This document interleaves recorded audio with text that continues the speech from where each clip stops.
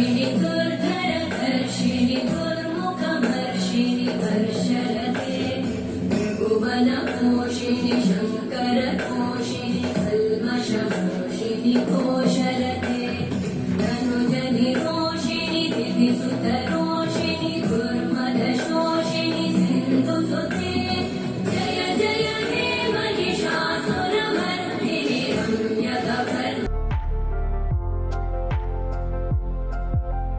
नारी शब्द में न जाने कितनी ताकत छुपी हुई है।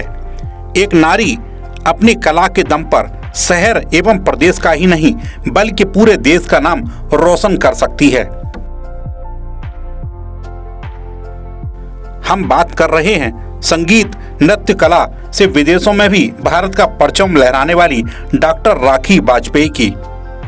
सरल सी दिखने वाली राखी वाजपेयी वह महिला हैं जो परिवार के साथ रहकर बच्चों की पढ़ाई लिखाई, किचन का काम एवं पर्यावरण की देखभाल भी करती हैं। तो आज हम जानेंगे ऐसी शख्सियत के बारे में।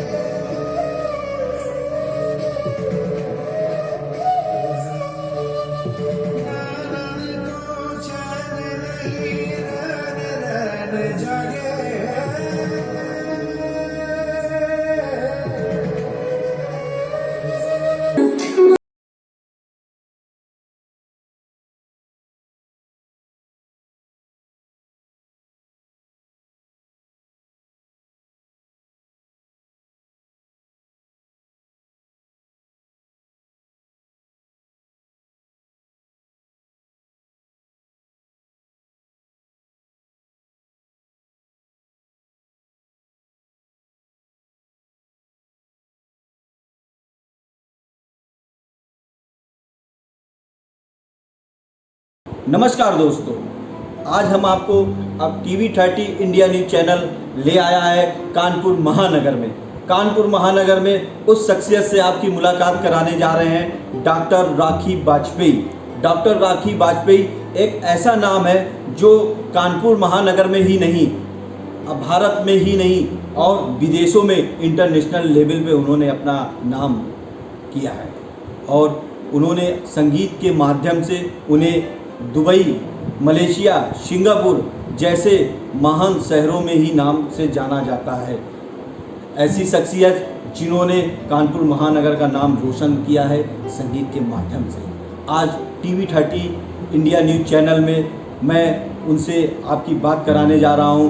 उन्होंने अपने इस पायदान में पहुंचने के लिए क्या दिक्कतें उनके सामने आई, कैसे उन्होंने अपना ये पड़ाव करके भारत में कई शहरों में जा कर के, ना कि भारत के ही शहर चुन करके विदेशों में उनको बुलाया गया। मैं आज उनकी आपकी मुलाकात कराने जा रहा हूँ। डॉक्टर राखी वाजपेयी जी, TV30 चैनल में आपका स्वागत है। जी, बहुत बहुत शुक्रिया आपका। और मैं आपका धन्यवाद देना चाहूँगी कि मैं पहली बार संगीत विषय पे बोल रही हूँ, क्योंकि हम कानपुर के हैं और जिस समय हमने संगीत की शिक्षा ली थी तो उस समय हम लोगों के यहाँ संगीत को कोई इस विषय के रूप में नहीं माना जाता था कि उसमें PhD भी होगी, या मेरे पारिवारिक सोच ऐसी नहीं थी कि आप उसमें PhD करो या उसमें आगे बढ़ो, क्योंकि इस विषय को इतना गंभीरता से नहीं लिया जाता था। तो जब मेरी भी शुरुआत हुई, मैंने संगीत, मुझे बचपन से ही बहुत शौक़ है और मेरी माता जी भी संगीत बहुत अच्छा गायन करती हैं, पर उन्होंने कहीं इसकी शिक्षा नहीं ली थी। और मेरे साथ ये फ़ायदा हुआ कि उन्होंने कहीं शिक्षा नहीं ली थी, उन्होंने मुझे, मेरे पिताजी और माताजी ने मिलकर मुझे संगीत की शिक्षा मनोज श्रीवास्तव जी हैं उनसे दिलाई। और उसके बाद मैं निरंतर मैंने गायन में अभ्यास करती रही और मुझे नृत्य भी बहुत पसंद था।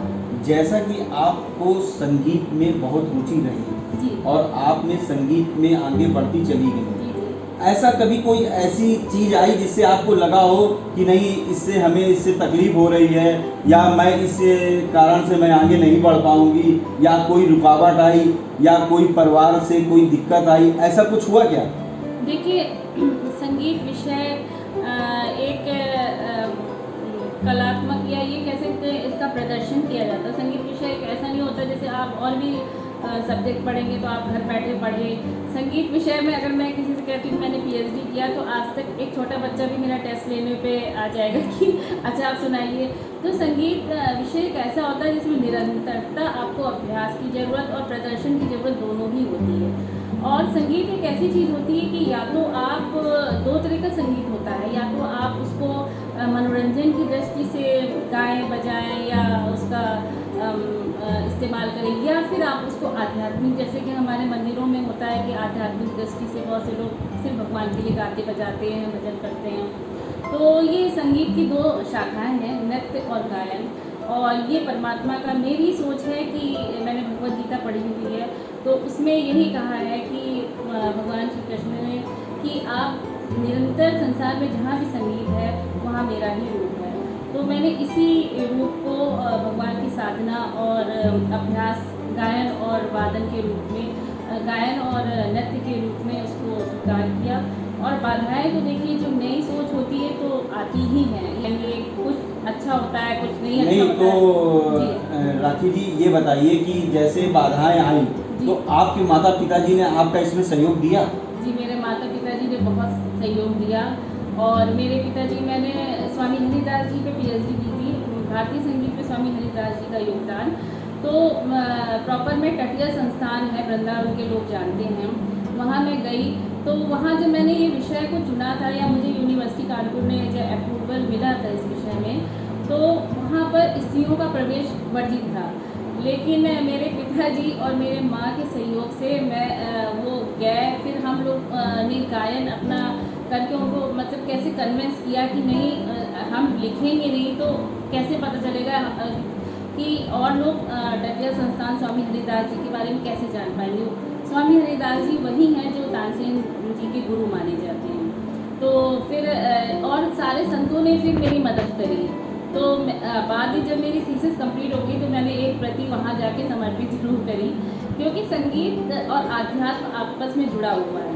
और अगर आप संगीतज्ञ हैं तो आपका संगीत तभी प्रभावी हो सकता है जब आप इमोशंस, फीलिंग्स उसके अंदर लाते हैं, अपने अंदर भावना। किस प्रेरणा पे आपने सोचा कि हमें अब शिक्षक की ज़रूरत पड़ेगी और आपके गुरु कौन रहे? जी, मेरी शिक्षक, क्योंकि मैंने 9th क्लास में संगीत विषय को चुना था और उसके लिए फिर मुझे अभ्यास की ज़रूरत थी, क्योंकि संगीत में ये होता है कि गायन मतलब अगर आप गायन कोई बंदिश गाते हैं तो उसके साथ आपको ताल का भी ज्ञान होना चाहिए। तो फिर वो गुरु के ही सानिध्य में होता है।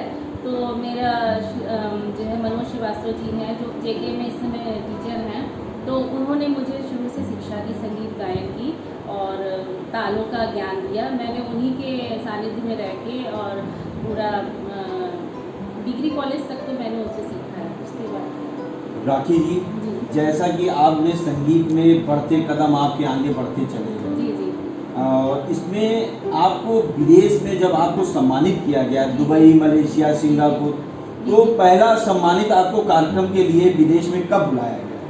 जी 2016 में मैं एक ऐसी संस्था से जुड़ी थी जो कि इंडी रॉयल संस्था है। वो जितनी भी लेडीज़ हैं उनके लिए कार्य करती है कि क्योंकि हम लोगों को आजकल वर्किंग सारी महिलाएं हो गई हैं और कहीं ना कहीं इंसान रोज़ की जिम्मेदारी मतलब निभाते निभाते वो अपने आप को भूल जाता है। तो जब ऐसे आयोजन होते हैं तो आप मानसिक शांति मिलती है, आपको खुशी मिलती है, उत्साह मिलता है। तो मैं इंडी रॉयल क्वीन के माध्यम से मैं दुबई गई और वहाँ पर मेरे क्लासेस मैंने बराबर क्वींस को पूरा क्लास दिया और फिर मैंने अपना खुद का प्रोग्राम वहाँ पर प्रस्तुत किया जहाँ मेरा काफ़ी नाम हुआ और वो उन्हीं लोगों ने मुझे फिर सम्मानित किया। पहला मेरा इंटरनेशनल टूर जो है वो दुबई में था। जैसा कि इस पड़ाव में आगे बढ़ते हुए जी आपकी मैरिज हुई, जी जी मैरिज होने के बाद घर में होता है कि आप मेरे यहाँ की बहू बन गई हैं, अब आप इसमें नहीं करेंगी, तो क्या ऐसी फैमिली में आपका सहयोग कैसा रहा? Mother in law doctor Usha Vajpayee हमेशा से उन्होंने मुझे पसंद किया था अपनी बहू के रूप में। तो वो निरंतर मेरे संगीत में वो मेरे सबसे प्यारी दर्शक मैं कह सकती हूँ वो हैं मेरे, क्योंकि वो मुझे निहारती रहती। जब मैं नृत्य करती थी तो वो मुझे बहुत ध्यान से देखती हैं, और अभी भी हमेशा वो कहती हैं तुम गाओ और अरे ये कपड़े पहनो, ऐसे करो वैसे करो, और तुम अपना क्लासिकल वाला करो। तो वो उनका बस चले तो मुझे सब जगह वो गवाएं और डांस करवाएं। लेकिन ये बाकी पारिवारिक जिम्मेदारियां होती हैं तो हर इंसान अपने में उलझ जाता है। लेकिन मेरी सबसे अच्छी शादी के बाद जो श्रोता या ये दर्शक के रूप में मेरी सासू माँ ने बहुत सहयोग किया। संगीत जो कि एक आज बहुत अच्छे वाहन पे आदमी संगीत शब्द को बोलता है, बट आज से संगीत को लोगों ने दूसरे रूप में कर दिया है। पुराने संगीत को लोग छोड़ते जा रहे हैं, पुराने संगीत को कोई नहीं ध्यान देते हैं। उसकी कितनी शाखाएं हैं ये भी लोगों को नहीं पता है, संगीत क्या होता है। तो इसकी ओरिजिनलिटी जानने के लिए क्या कहना चाहेंगे? देखिए दिक्कत ये होता है कि जो हम आजकल इतना जैसे होता है ना रेडी टू ईट, फटाफट जो चीज़ बनी वो खा ली, तो उसी तरीके से हमारा संगीत बहुत विस्तृत है, और जितने भी इसमें राग हैं वो सब एक तरह से सिद्ध होके आते हैं। ये सब एक मंत्रों की तरह होते हैं, और इनका निरंतर आपके अंदर अगर आप संगीत में हैं तो आप अपने आप ही पवित्रता के गुण आ जाते हैं। और पुराने ज़माने में तो बहुत से लोगों ने पढ़ा भी होगा, सुना भी होगा आपने कि संगीत जब होता है तो बारिश होने लगी तानसेन जी ने जब गाया, या दिए जलने लगे बैजू बाबरा ने जब गाया। तो ये अभी भी होता है। ये सबसे पहले तो आत्मरंजन कि आप खुद खुश हैं। दूसरा आपके जीव जंतु, क्योंकि संगीत में भी अध्ययन में हमको मिलता है कि पौधों अच्छे से ग्रोथ करते हैं पौधों, और गाय दूध ज़्यादा देती है। तो इसके बहुत से सकारात्मक प्रभाव भी हैं संगीत के। राखी जी, जैसा कि संगीत जो शब्द आप बता रही हैं कि इसमें लोगों को इतना मतलब करना चाहिए, जी संगीत से निकल करके एक चीज़ आपकी और चर्चित में आई है, कला कुंज। जी कला कुंज जो संस्थाएं जो आज आप ऑनलाइन क्लासेस बच्चों को दे रही हैं, तो ये कल्पना आपके अंदर कैसे आई? जी, पहले मैं ऑफलाइन करती थी, सारे काम संगीत से जुड़ी थी, और बहुत से अनाथ, जैसे संगीत में ये होता है कि हर इंसान हर जगह जा नहीं सकता, और इतनी फीस हो सकता है अफोर्ड ना कर पाए वो। तो मैं निराश्रित जिनको शौकीन है, जो बच्चे करना चाहते हैं, तो उनकी शिक्षा मैं ऑफलाइन लेती थी पहले। पर ये 2 या 3 साल से कोरोना के कारण जो है मुझे सारी चीज़ें ऑनलाइन ले जानी पड़ी, और इसको लोगों ने बहुत पसंद किया है। और ये मैंने तीनों श्रेणी में करना चालू किया है कि आपके अंदर कुछ भी बेहतर है। एक तो प्रोफेशनल आर्टिस्ट को लिया है, और उन्हीं प्रोफेशनल आर्टिस्ट में मैंने जो कम प्रोफेशनल उनको भी शो करने की कोशिश करी है। क्योंकि देखिए संगीत अगर आप जैसे आप तभी दूसरे का सुनोगे जब आप खुद गाओगे। तो मुझे लगा कि यही हम लोग को संगीत से जोड़ने का सबसे आसान साधन है। कि हम सब कैसे पहले जुड़ें। तो सबसे पहले हम सुनेंगे तो थोड़ा सा बेसुरा गाएंगे, तब फिर सुरीला गाएंगे ना। तो मैं प्रोफेशनल के साथ थोड़े कम प्रोफेशनल लोगों को भी प्रोत्साहित करने का कार्य करती हूँ अपने पेज पे। घर में रह करके, गृहस्थ जीवन में रह करके, घर के सारे काम करके, जी बच्चों की पढ़ाई आप ध्यान देती हैं, पेड़ पौधों को भी आपकी बहुत रुचि है जो हम लोगों को पता चला है, और पहली चीज़ तो घर के किचन का भी ध्यान देती हैं आप। ये सब करने के बाद भी आप अपना समय कैसे निकालती हैं? देखिए मुझे संगीत बहुत पसंद है, और बीच में घर गृहस्थी देखते देखते मैं शायद अपने संगीत को भूल भी गई थी। मुझे फिर से अपने संगीत की याद दिलाने वाली मेरी बहन है रोली त्रिपाठी, और उसने मुझसे फिर से कहा कि दीदी अब बच्चे तुम्हारे बड़े हो रहे हैं धीरे धीरे, और तुम समाज के लिए कार्य करो। तो इसमें बहुत हद तक वो मेरी प्रेरणा है। इसके अतिरिक्त डॉक्टर पूजा शर्मा भी मुझे समय समय पे अपना ये कह सकती हूँ कि राय दे सकती हैं मेरे संगीत के बारे में, उनका मैं सहयोग मांगती हूँ। डॉक्टर विजय लक्ष्मी हैं, अर्चना हैं, अंजू हैं, तो बहुत सारी मेरी फ्रेंड्स हैं जो मुझसे संगीत से जुड़ी हुई हैं और जो मुझे समय समय पर सलाह देती हैं। पर जो ये कलाकुंज की स्थापना के पीछे मेरी बहन ने ही मुझे प्रेरित किया कि दीदी तुम ऑनलाइन संस्था करो, जिसमें बहुत से लोग परेशान हैं, उनको मानसिक शांति मिलेगी और तुम जब दूसरों को आप खुशियाँ देते हैं तो खुशियाँ आपके पास भी आती हैं। तो उसने ही मुझे, अभी भी मैं विचलित हो जाती हूँ, ऐसा कहा वैसा कहा, पर वो निरंतर मेरे साथ खड़ी रहती है। एक है छोटी बहन, पर जो है उसने बिल्कुल बड़ी बहन की तरह मुझे सहारा दिया।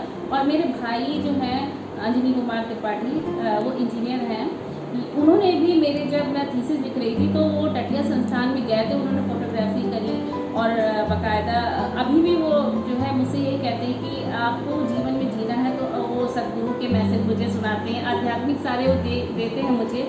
समय समय पे मेरे भाई बहन मुझे बहुत प्रोत्साहित करते हैं कि कलाकुंज जो आपने एक संस्था बनाई है, जी जी इस संस्था को किस रूप में आप परिवर्तित करना चाहती हैं, जी। आगे बढ़ाना चाहती हैं, या कोई एक अपना क्लासेस डांस या संगीत का कोई अपना इंस्टीट्यूट डालना चाहती हैं, या आगे ऐसी कोई सोच है जो आप आगे चल करके इसको बढ़ाना चाहती हैं? देखिए, कलाकुंज से जुड़े हुए काफ़ी मेरे दर्शक जो हैं वो ज़्यादातर इंटरनेशनल स्टूडेंट हैं मेरे, जिनकी मैं क्लास ले रही हूँ आजकल, और जो बाहर के देशों में NRI हैं वो प्रॉपर से सीखते हैं। तो और बाकी मैं कलाकुंज को एक रोजगार की दृष्टि से भी डेवलप करना चाहती हूँ, क्योंकि आजकल आर्टिस्ट कोरोना के कारण बेरोजगार हुआ है। जैसे किसी को कैशियो सीखना है या गिटार सीखना है, तो मैंने उन आर्टिस्ट को भी कलाकुंज में प्रमोट करने की सोची है।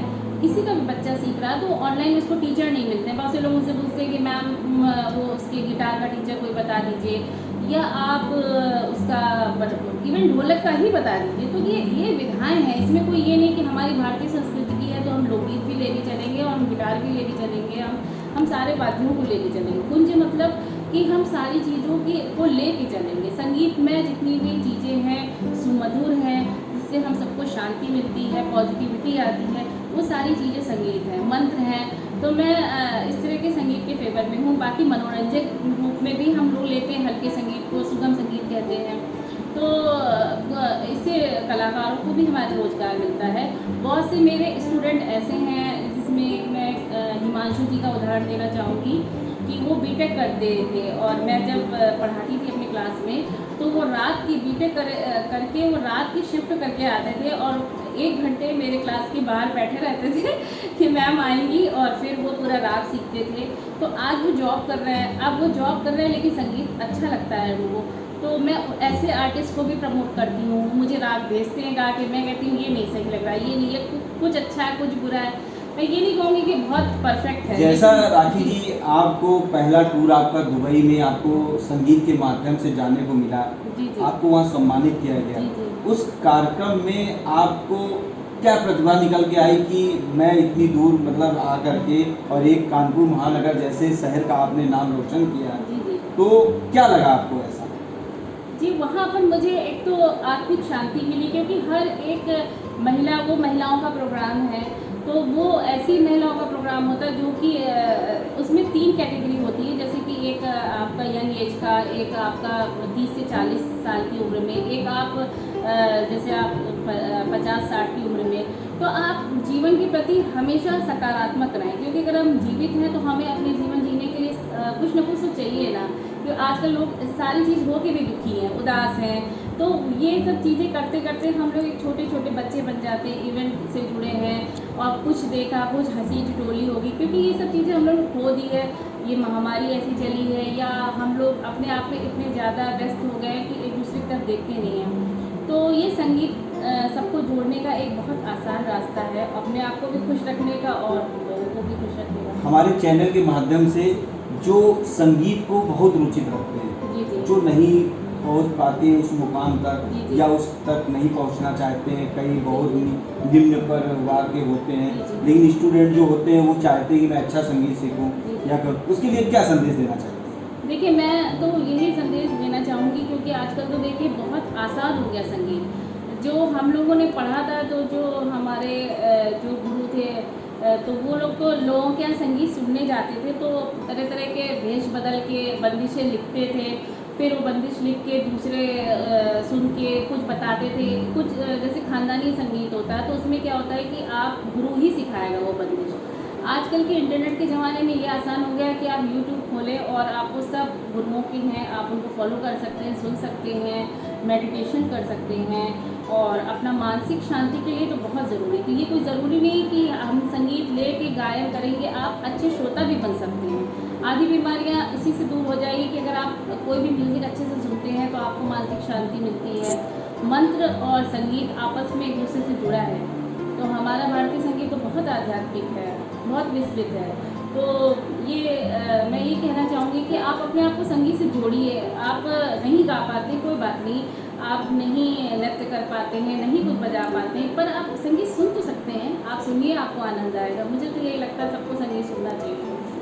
जैसा कि आज हमारे TV 30 इंडिया चैनल के माध्यम से हमारी बात हुई डॉक्टर राखी वाजपेयी से, और उन्होंने अपने संगीत के माध्यम से जो आगे मुकाम पाया है उसके बारे में उन्होंने बताया। और उन्होंने ये भी बताया कि जो लोग संगीत में रुचि रखना चाहते हैं और नहीं पहुंच पा रहे हैं, उनको क्या करना चाहिए, कि कैसे आगे बढ़ें और कैसे नहीं। और उनकी जो ऑनलाइन क्लास चल रही है उस क्लास में भी वो अटेंड हो सकते हैं, जिसकी कोई फीस नहीं होती है और निःशुल्क वो ऐसे काम कर रही हैं। डॉक्टर राखी वाजपेयी, जिन्होंने कानपुर महानगर में ही नहीं विदेशों में भी अपना नाम रोशन किया है, उनका यही कहना है कि हमारे स्टूडेंट आगे बढ़ें और हमसे भी बढ़ें। आगे भी हम आपको ऐसे बहुत अच्छी चर्चित लोगों से अपने चैनल के माध्यम से मिलाते रहेंगे। कैमरामैन अंकुर के साथ विजय कुमार की रिपोर्ट कानपुर महानगर से। तो आज का कार्यक्रम आपको कैसा लगा हमें जरूर बताएं।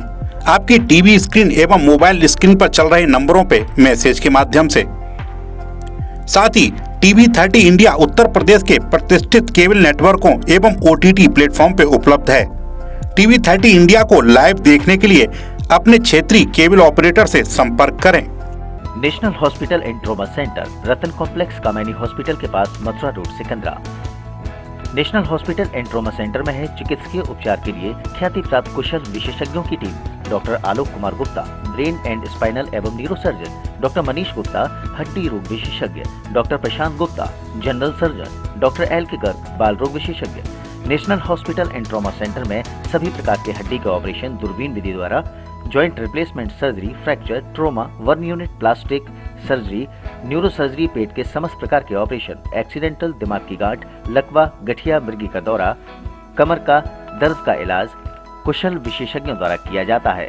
National hospital and trauma centre में ICU, NICU, ventilator, critical care, X-ray, ultrasound, pathology, physiotherapy और मेडिकल स्टोर की भी सुविधा उपलब्ध है। इसके अलावा यहाँ 24 घंटे चिकित्सा और एम्बुलेंस की सेवा भी मरीजों के लिए उपलब्ध है। अधिक जानकारी के लिए संपर्क कर सकते हैं National hospital and trauma Centre, Ratan Complex, Kamayani Hospital के पास, मथुरा रोड, सिकंदरा।